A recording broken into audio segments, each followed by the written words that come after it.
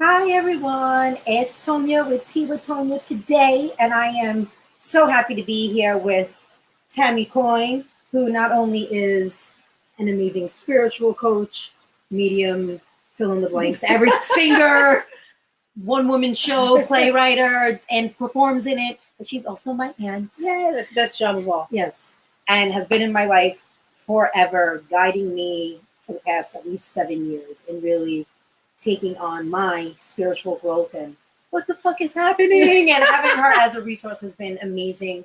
And she does past life clearings and just like a whole bunch of stuff that I never even knew existed. And I thank God that I've had her to kind of be like, what's happening? So it's been so much fun along the way too, right? So I will let her explain who she is, what she does, and I always love doing like, where are you from?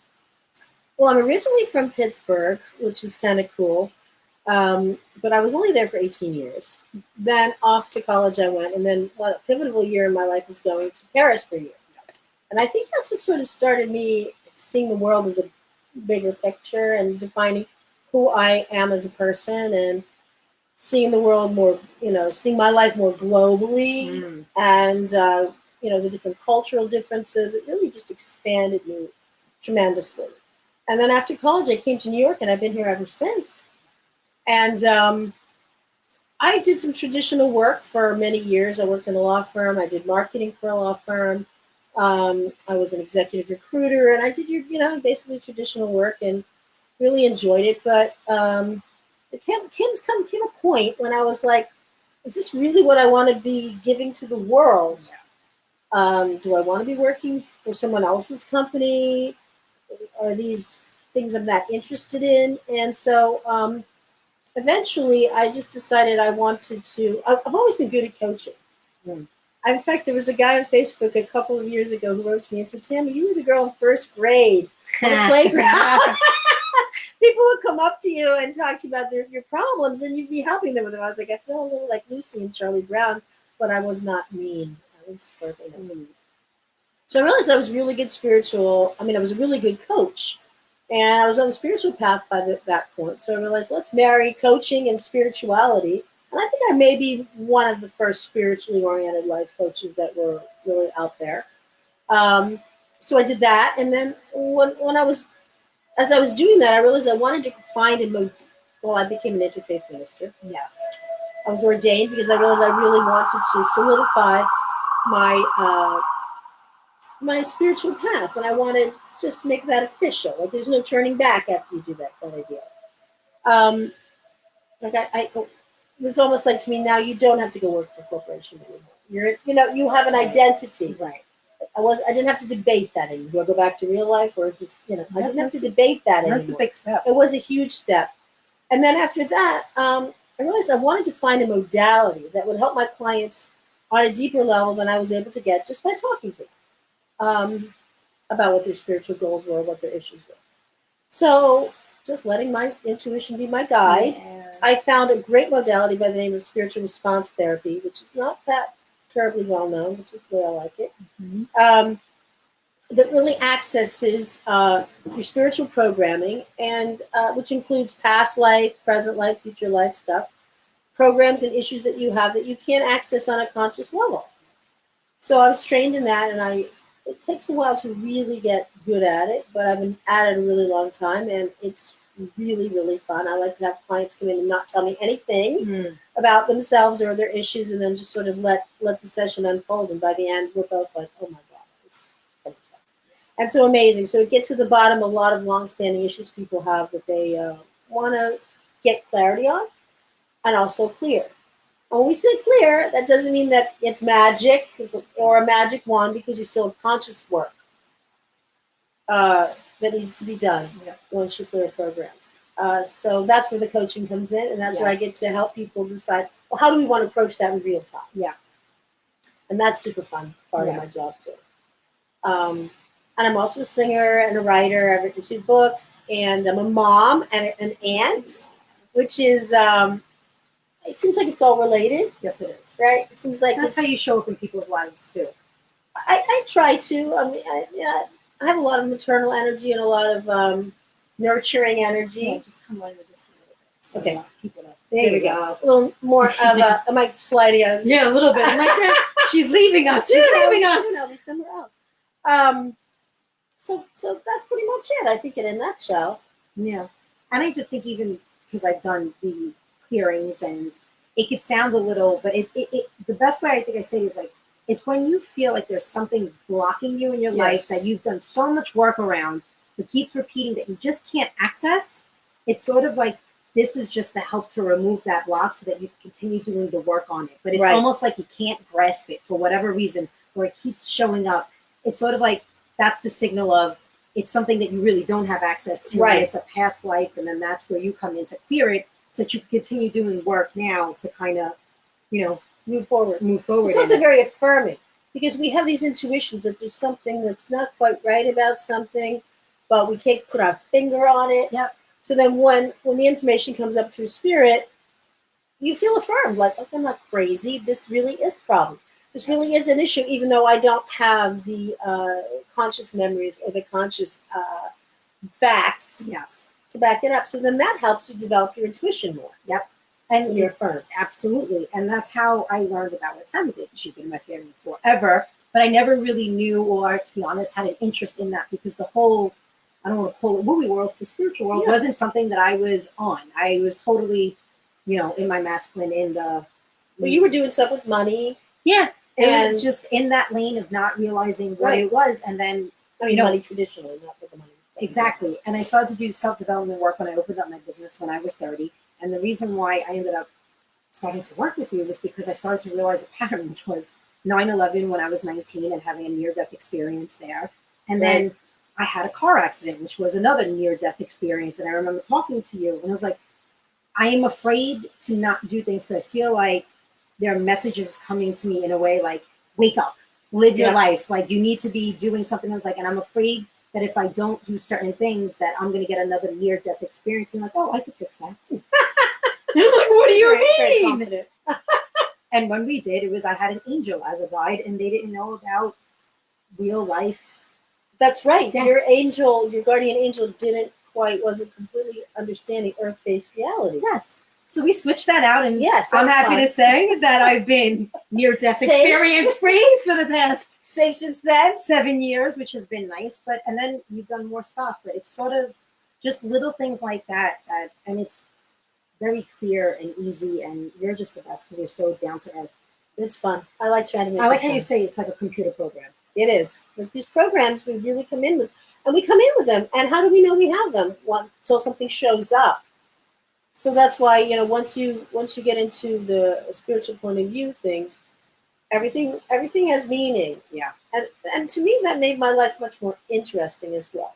It didn't add more problems; it actually took them away. Absolutely, because now you know what it is versus being I like to say like a victim to them. You kind of know what it is, and there's a message in it. Yeah. Why did that happen to me? Well, of course it happened to me. Yeah. What does that mean? It's What really does that good mean? question. Yeah. And what I've discovered, interestingly enough, from having cleared like so many hundreds of people, is that we all share self-punishment programs. And it seems to be, what's interesting to me is that I've discovered over the last several years that it seems to be hardwired into our DNA. So that, as sad and upsetting as that is, it's also liberating to realize, okay, I'm not doing this all to myself. Yes. I'm not the world's most self-punishing person. Yeah. I'm coming by this honestly. Yes. And once you realize that, you lighten up and you go, all right, now I have to take back the control over how do I change that? Yep. And it feels good to know that it's not all your fault that you have these issues. Yep. And you got the support in because you can't do it all alone. No, you can't. And that was like a big one in letting you in to do that too, was just allowing the support in because we're not meant to do everything all alone. I can't do it all by myself. I go to other people for stuff. You can't. It's like writing your own resume. You have to have somebody else review it at least. At the very least. I'd like to have somebody write it. Painful lesson in my life of letting support in, but I got the message now, and like it makes things so much easier. It does. And don't you feel like once you do that, you realize how much more supportive people really are once you let them into your life? Yes. Like, we want to support each other. Yep. We just haven't been taught how. Yep. Or to allow it. Or to allow it in. To allow it. To be vulnerable, to let other people see our vulnerabilities. Yeah. That's why I love doing this work, because you can't grow if you're not vulnerable. And so I like to create a safe space for that vulnerability. People tell me stuff and they're like, "Oh, I shouldn't." I'm like, "Tell me everything. Yeah. I have it all. Yep. We all have the same stuff." Yep. So in that respect, too, then you feel like less vulnerable because you're like, "Oh, this is the human condition. It truly is." We're meant to show our emotions, share our stories, and let other people help us. That's why this. Right. I, do these stories, the sharing of the journey, because of, so people could just know that they're not alone, and that everyone experiences shame or pain and whatever it is, and it's actually all a part of it. It's just a matter of what do you choose to make up of that. Right. And what's the narrative that you're writing about, which will lead me now into the question that I always love asking people, which is like, what was the pain point in your life, or what was the thing that kind of switched it so that you could live a life that really is of joy and that you feel is like your purpose that you are now in? Well, I'm going to be a little vulnerable now because I think I'm going to tell the truth. The main pain point that really pushed me into the life that I wanted to have was having an abortion. Because, like many girls growing up, I had to be perfect. I felt that I was perfect. I couldn't make any mistakes. I couldn't make any mistakes in relationships. It just had to be perfect. To try to control your reality to the point that, so no harm can come to you when you're perfect. So, but as we all know, you can't keep that going forever. It's exhausting. So in my mid-20s, I got pregnant and I was nowhere qualified or able to have a child. And anybody who knows me for 10 minutes knows adoption would have killed me because it's just not something I wanted to do. Not that it's a bad thing. It's probably could have handled it, but didn't choose to do it that way. So going through that very difficult situation that many, many, many women have gone through made me realize, okay, I'm not perfect. And now what do I do? And it changed my life. It saved me. It saved me from a life of conventional living. Thank you. My gosh, my vocabulary is shot. And it forced me to come to terms with who I wanted to be. And I think that was an incredibly mature decision on my part since I was not emotionally mature to have.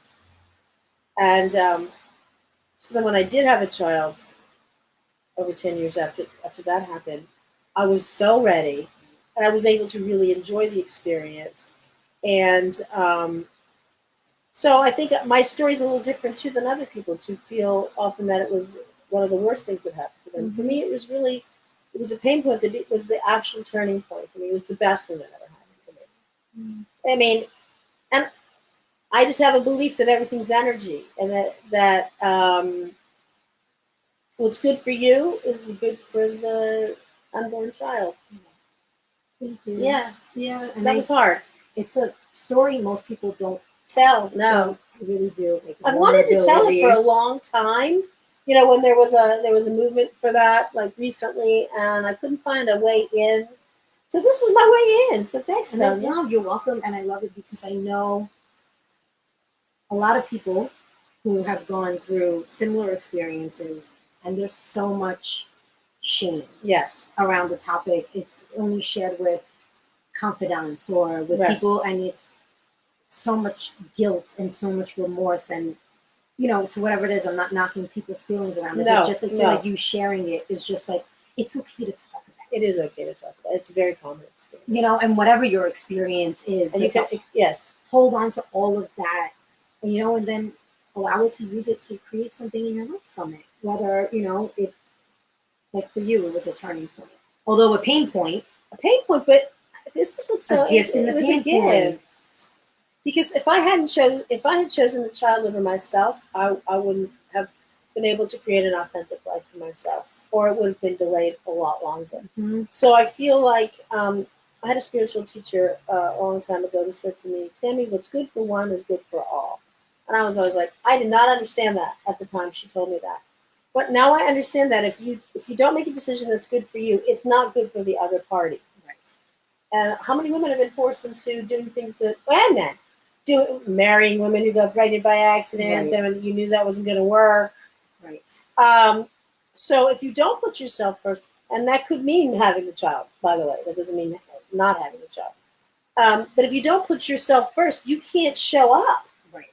the way you want to show up. Yep. And it's just a life of survival versus a life of thriving. Yes. Yeah. And so I'm pretty proud that I did that in my 20s, and I was able to put myself first, because it helped me to see the truth about how to develop your own authenticity. And I needed to learn that, because that's not something that any of us, or my generation, really did ever valued. It didn't seem like. No, and I feel like even in my generation, it was Still tough, right? it's still tough. I feel like, well, at least for me, it was in the 30s. It wasn't until we were older to get it, because it was still, at least, down with, like, in Yes, your 20s, Italian family. meet someone, get a house, get married, have kids. It makes me kind of laugh now. Get a house. Like, what's a house gonna do? I didn't. I foreclosed on it. So there's a You big got it, point of Mike. mine. When someone interviews me, I'll share all of that. But I did that, and guess what? Didn't work out. That's what I said. Fuck the list. Got a house and didn't do anything. No, it was like there's this script that you're given. Yes. Like, here you go. And I'm like, this sucks. I'm knocking this list out of the park. Like, what do I do with the rest of my I life? can't do it. Neither could I. Couldn't do it. Conventional living was not for me. And so thank you for sharing what I was feel really good your, about saying that. your thing that kind of showed you that there's another way to live.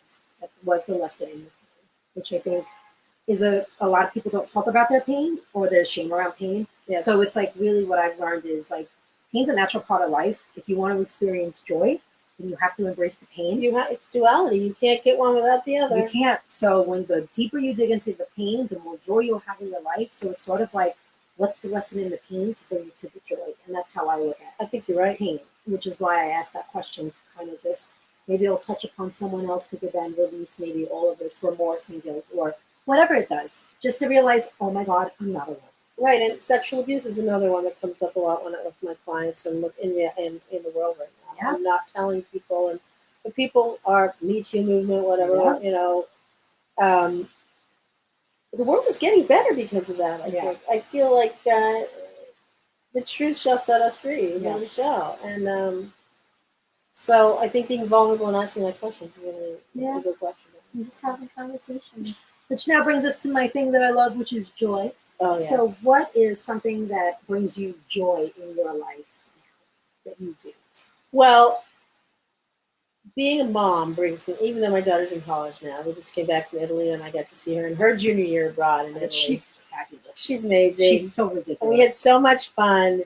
And so this is the great thing about having a kid, is that, I mean, I guess I was a little bit pushy as a mom in this one respect, is that I said, Sophia, my junior year abroad in France changed my life. So I'm not going to tell you have to get married, you have to have kids, you have to do this, do that. But there's two things you have to do. You have to play the piano, and you have to do junior year abroad. I don't care where you go. And you can't just do a semester. You have to do the whole year. So she was like, okay. So such hard conditions. It's so hard to have to go to Bologna for a year. Right. I mean, it's hard duty. Right? It's hard work. So drinking all that wine. Drinking all that wine's a real pain. So we just got back from seeing her. So being a mom and being able to relive my childhood, my teenage years, now my young, adult years. I did it through you. I mean, to me, I think that brings me such tremendous joy. And now doing it with my little tiny nephews that, and the ones in Italy that are cousins, but I call them nephews.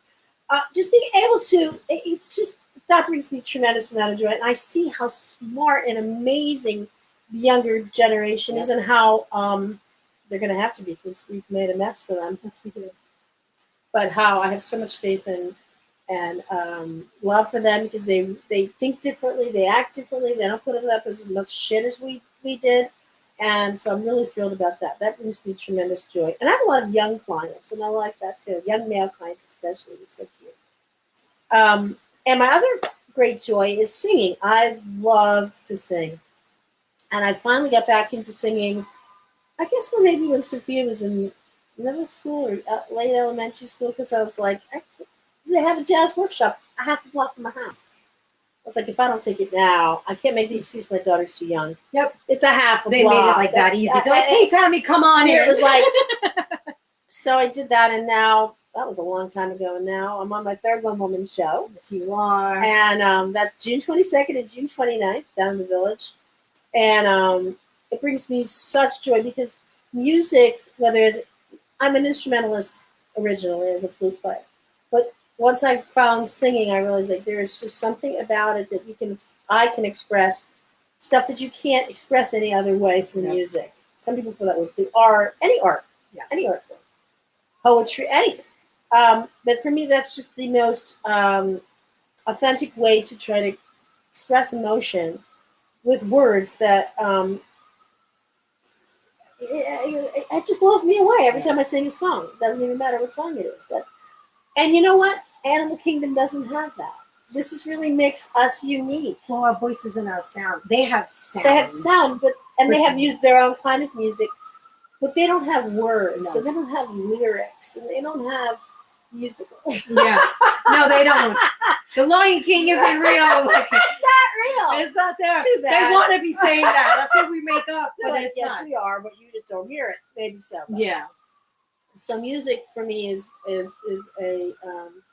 and you know, anything that gives you such joy, I do believe at some point you had to suppress.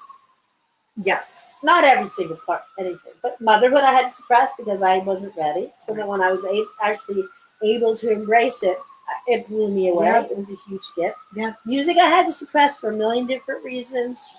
Because I had to be perfect and blah blah. There's a The million perfect reasons. one, man. The Perfect perfect one will get you thing. freaking every time. And that's why people have a hard time singing a lot because you're going to make a lot of mistakes. Yeah. But you know. Yep. Make the mistakes. Yep. Because then you find like, oh, in the mistake, I found something. I found a part of my voice I didn't even know was there. Oh my God, I love that you just said that because I just want to touch on the perfection and the mistakes. Like Yes. that is huge because the mistakes are, again, like the pain, the lessons in life. Yeah. If you're not making them, then What are you doing? life is boring because then it's predictable and you kind of know the outcome. So where's the And adventure? if you write all the time, that's very boring. Yep. And I was big, part of like up until 30, and actually, God, this just really, I think I started to release this probably like 2 years ago when I started to do singing lessons because I knew that there was a part of me that needed to be reclaimed because I was bullied in my voice and all of that stuff.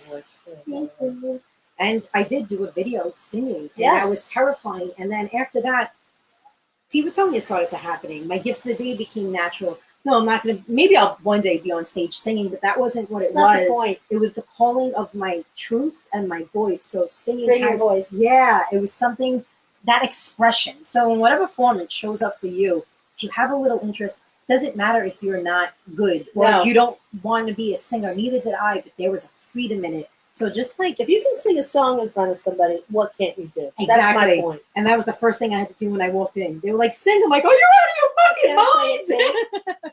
But yet I want to show and do all of these things. Yes. So I just You think, get rid of so much fear by singing. yeah, follow the curiosity, reclaim your joy back, and just, and you know, another really cool thing too is like, if you don't know what brings you joy, start playing. Just play. Play and find out what Well, things outside, bring with a it kid. back. Yeah. With a dog. You know. I also say too that if you're stuck, go do something artistic and pick the thing that you've never done before or you're the worst at.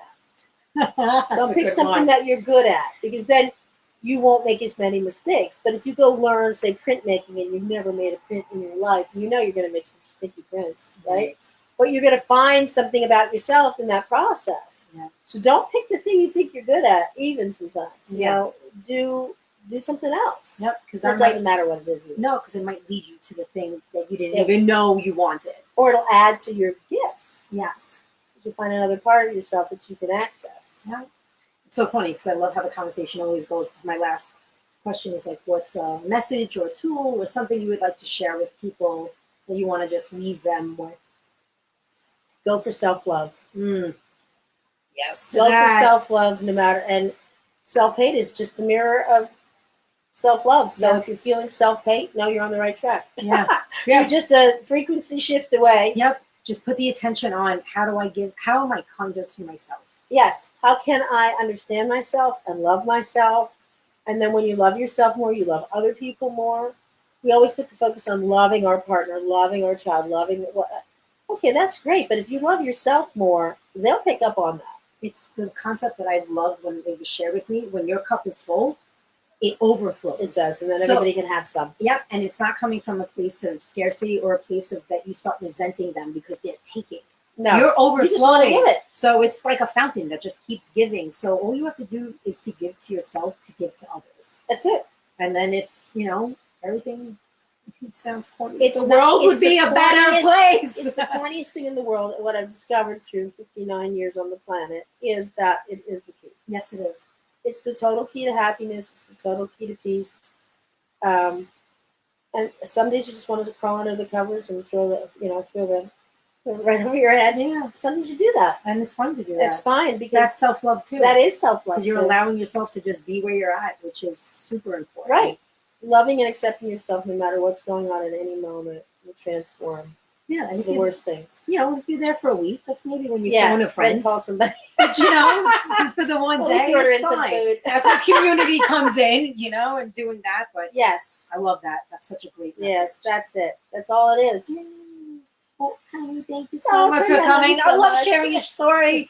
And This is so much fun. just like the magnificence of you and what you do. And on my Facebook Live, I already have Tami's website where you could check her out, but I'm also going to include the link for her show. I'll Her come if you shows can. They're are fun. It's like being at fun. church. It is. But a good church. Right. In a good way. Music for healing. Yes, which is music for amazing, healing. and it's amazing. So the details will be there. Thank you, everyone, for joining, and enjoy the rest of this beautiful Wednesday afternoon. Guys, Bye. thank you.